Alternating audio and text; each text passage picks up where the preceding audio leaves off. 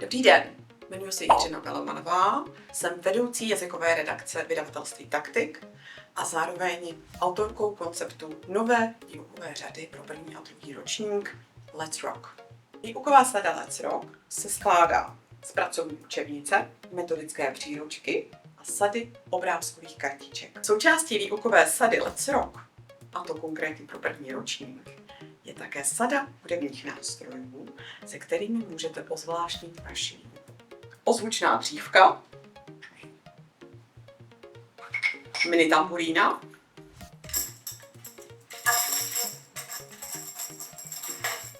a rumba koule.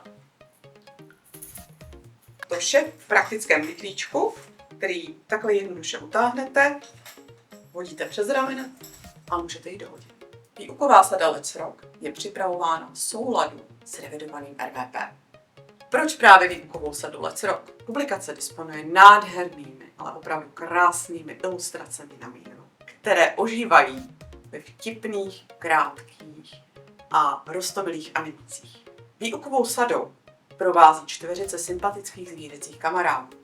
Myška Penny, lvíče Babu, hrošice Lulu a žabák Swampy.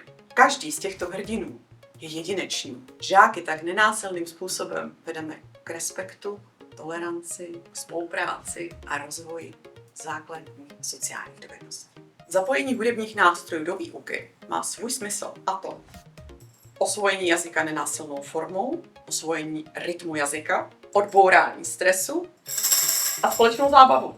V případě Let's Rocku se jedná o audio-orální kurz. Důraz je tedy kladen na poslech, mluvení, mediaci a interakci. Pracovní učebnice Let's Rock je uživatelsky velmi přívětivá. Zvládnou s ní doma pracovat i rodiče v případě potřeby.